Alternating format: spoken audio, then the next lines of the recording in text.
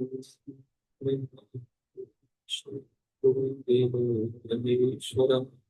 साक्षात् परब्रह्म तस्मै श्री गुरुवे नमः।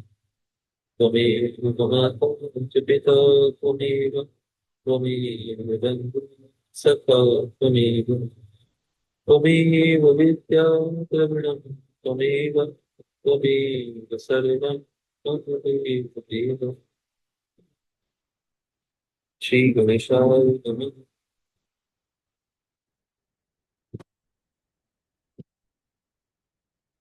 यह उस समय का वर्णन है जब कार्तिकेय भगवान परिक्रमा करके आते हैं और उनसे नारद जी कहते हैं कि आपके साथियों गलत किया। ब्रह्मा जी बोले, हे नारद, महेश्वर के मन की गति जानने वाले आपने उन कुमार से इस प्रकार वचन कहकर मौन धारण कर लिया। तब कुमार स्कंद भी माता पिता को प्रणाम कर क्रोधाग्नि से जलते हुए शिवा शिव के मना करने पर भी क्रौंच पर्वत पर चले गए। माता पिता ने कहा, हे कार्तिकेय, मना करने पर भी इस समय तुम क्यों जा रहे हो, किंतु इस प्रकार रोके जाने पर नहीं। ऐसा कहकर वे कुमार चलने लगे और बोले, हे तात, मैं अब यहाँ क्षण मात्र भी नहीं रह सकता, क्योंकि आपने मुझ पर प्रीति न कर ऐसा कपट किया है। इस प्रकार कहकर हे मुनि, दर्शन मात्र से ही सबका पाप हरने वाले कुमार कार्तिकेय वहां चले गए और तभी से वे आज भी वहीं पर हैं। हे देवर्षि, उसी दिन से लेकर वे शिवपुत्र कार्तिकेय कुमार ही रह गए। उनका यह नाम तीनों लोकों में प्रसिद्ध है। यह शुभदायक, सब पापों को नाश नष्ट करने वाला, पुण्य स्वरूप तथा ब्रह्मचर्य प्रदान करने वाला है। कार्तिक पूर्णिमा के दिन सभी देवता, ऋषि, मुनि तथा सभी तीर्थ कुमार के दर्शन के निमित्त जाते हैं। कृतिका नक्षत्र युक्त कार्तिक पूर्णिमा तिथि में जो कुमार का दर्शन करता है उसके पाप भस्म हो जाते हैं और उसे मनोवांछित फल की प्राप्ति होती है। स्कंद का वियोग होने पर पार्वती जी भी दुखित हुई और उन्होंने दीन होकर शिव जी से कहा, हे प्रभु, आप मेरे साथ वहां चलिए। तब उनको सुखी करने के लिए शंकर जी स्वयं अपने अंश से क्रौंच पर्वत पर गए। वहां मल्लिकार्जुन नामक सुखदायक ज्योतिर्लिंग प्रतिष्ठित है। अपने भक्तों की अभिलाषा पूर्ण करने वाले तथा सज्जनों को शरण देने वाले शिव जी पार्वती जी के साथ आज भी वहां दिखाई पड़ते हैं।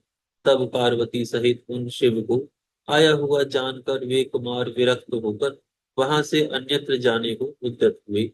तब देवताओं तथा मुनियों के बहुत प्रार्थना करने पर भी वे कार्तिकेय उस स्थान से 3 योजन दूर हटकर निवास करने लगे।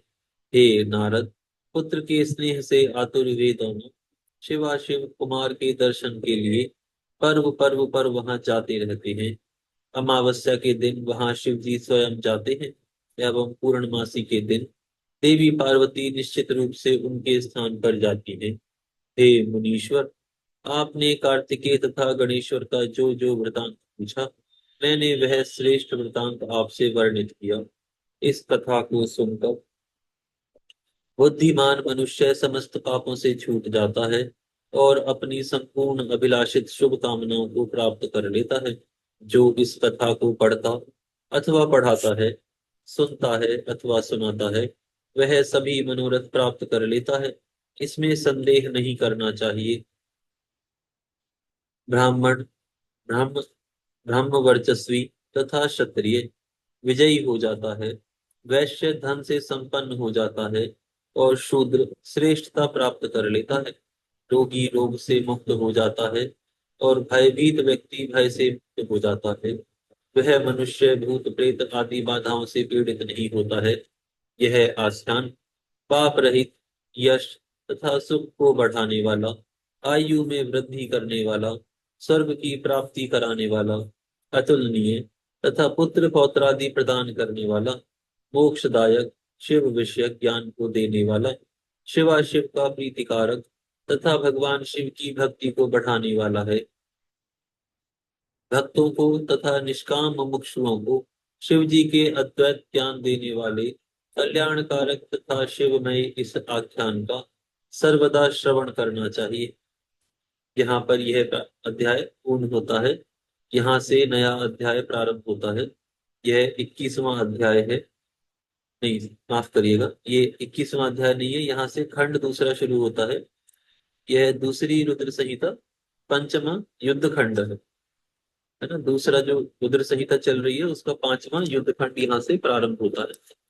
तो युद्ध खंड का प्रथम भाग, प्रथम अध्याय यहाँ से शुरू होता है। इस अध्याय में तारकासुर के पुत्र तारकाक्ष विद्युन्माली एवं कमलाक्ष की तपस्या से प्रसन्न ब्रह्मा जी के द्वारा उन्हें वर की प्राप्ति और तीनों पुरों की शोभा का वर्णन किया गया है।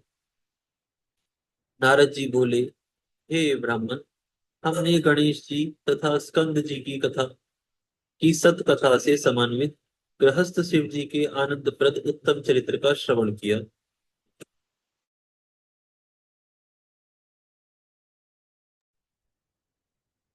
विहार करते हुए शिव जी ने जिस प्रकार दुष्टों का वध किया, अब आप उस श्रेष्ठ एवं उत्तम चरित्र का अत्यंत प्रेम पूर्वक वर्णन कीजिए। पराक्रमशाली भगवान शंकर ने एक ही बाण से एक साथ दैत्यों के तीनों पुरों को किस प्रकार जलाया, आप माया से निरंतर विहार करने वाले भगवान शंकर के इस संपूर्ण चरित्र का वर्णन कीजिए, जो देवताओं तथा ऋषियों को सुख देने वाला है। ब्रह्मा जी बोले, हे ऋषि श्रेष्ठ, पूर्व काल में व्यास जी ने महर्षि सनत कुमार से यही बात पूछी थी। तब सनत कुमार जी ने उनसे जैसा कहा था, वही बात मैं आपसे कह रहा हूँ। सनत कुमार बोले, हे महाविद्वान व्यास जी, आप भगवान शंकर के उस चरित्र को सुनिए, जिस प्रकार विश्व का संहार करने वाले उन शिव ने एक ही बाण से त्रिपुर को भस्म किया था। हे मुनीश्वर, शिव जी के पुत्र कार्तिकेय के द्वारा तारकासुर का वध कर दिए जाने पर उसके तीनों पुत्र दैत्य घोर तप करने लगे। उनमें तारकाक्ष ज्येष्ठ, विद्युन्माली मध्यम तथा कमलाक्ष कनिष्ठ था। वह सभी समान पराक्रम वाले, जितेंद्रिय, महाबलवान, कार्य में तत्पर, संयमी, सत्यवादी, दृढ़चित्त, महावीर एवं देवताओं के द्रोही थे। तीनों दैत्य संपूर्ण मनोहर भागों को त्याग कर मेरु की गुफा में जाकर अत्यंत अद्भुत तप करने लगे। तारकासुर के वे तीनों पुत्र बसंत ऋतु में उत्सव सहित गीत वाद्य की ध्वनि तथा समस्त कामनाएं त्याग कर तप करने लगे। ग्रीष्म ऋतु में सूर्यदेव के तेज को जीतकर अपने चारों ओर अग्नि जलाकर तथा उसके मध्य में स्थित होकर वे सिद्धि के लिए आदर पूर्वक हव्य की आहुति देने लगे। उस समय वे महान गर्मी से संतप्त होकर मूर्छित हो जाते थे और वर्षा काल में निर्भीक होकर सिर पर वृष्टि को सह लेते थे। शरत काल में उत्पन्न हुए मनोहर सन स्निग्ध, स्थिर, उत्तम फल मूल आदि पदार्थों का तथा उत्तम प्रकार के पेय पदार्थों का भूखों के लिए दान कर स्वयं भूखे रह जाते थे। वे संयम पूर्वक भूख प्यास को जीतकर पत्थर के समान हो गए थे। वे महात्मा हेमंत ऋतु में पहाड़ों का आश्रय लेकर बड़ी धीरता के साथ स्थित हो निराधार हो चारों दिशाओं में निवास करने लगे। तुषार से आच्छादित शरीर वाले वे सब निरंतर जल से भीगे हुए रेशमी वस्त्र धारण कर शिशिर ऋतु में जल के बीच में खड़े होकर विषाद रहित होकर क्रमशः अपने तप को बढ़ाने लगे। इस प्रकार ब्रह्मा जी को उद्देश्य करके उन तारकासुर के वे तीनों श्रेष्ठ पुत्र तप कर रहे थे। वे श्रेष्ठ दानव परम नियम में स्थित रहकर कठोर तप करके तपस्या के द्वारा अपने शरीर को सुखाने लगे। 100 वर्षों तक एक पैर के सहारे पृथ्वी पर खड़े होकर उन अति बलवान दैत्यों ने तप किया। वे दारुण तथा दुरात्मा दैत्य 1000 वर्ष पर्यंत तक वायु का भक्षण कर महान कष्ट से युक्त हो तप करते रहे। वे 1000 वर्ष तक पृथ्वी पर सिर के बल खड़े रहे और 100 वर्ष तक दोनों भुजाओं को ऊपर उठाकर खड़े रहे। इस प्रकार दुराग्रह दुराग्रह में तत्पर होकर उन्होंने बहुत क्लेश प्राप्त किया। वे दैत्य आलस्य को छोड़कर दिन रात तप करने लगे। हे महामुनि, इस प्रकार धर्म पूर्वक तप करते हुए तथा ब्रह्मा जी में मन लगाए हुए उन तारक पुत्रों का बहुत समय बीत गया। ऐसा मेरा विचार है। उसके बाद सुरासुर के महान गुरु तथा महायशस्वी ब्रह्मा जी उनके सबसे संतुष्ट हो गए और उन्हें वर देने के लिए प्रकट हुए। उस समय सभी प्राणियों के पितामह ब्रह्मा जी मुनियों, देवगणों तथा असुरों के साथ वहां आकर सांत्वना देते हुए उन सभी से यह वचन कहने लगे। ब्रह्मा जी बोले, हे महादैत्यों, मैं तुम लोगों के तप से प्रसन्न हो गया। मैं तुम लोगों को सब कुछ दूंगा। जो तुम लोगों का अभिष्ट वर हो उसे कहो। हे देव शत्रुओं, मैं सबकी तपस्या का फल दाता और सर्वदा सबका रचयिता हूँ। अतः बताओ कि तुम लोगों ने अत्यंत कठिन तप किस उद्देश्य से किया है। सनत कुमार बोले, उनकी यह बात सुनकर उन सब ने हाथ जोड़कर पितामह को प्रणाम करके फिर धीरे धीरे अपने मन की बात कही। दैत्य बोले, हे देवेश, यदि आप प्रसन्न हैं और हमें वर देना चाहते हैं तो हमें सब प्राणियों में सभी से अवध्यत्व का प्रदान कीजिए। हे जगन्नाथ, आप हमें स्थिर कर दें और हमें जरा, रोग एवं मृत्यु आदि कभी भी प्राप्त न हो। हम सभी अजर अमर हो जाएं, ऐसा हमारा विचार है। हम लोग तीनों लोकों में अन्य सभी प्राणियों को मार सकें। पर्याप्त लक्ष्मी से, उत्तम पुरों से, अन्य विपुल भोगों से, स्थानों से, ऐश्वर्य से हमें क्या प्रयोजन।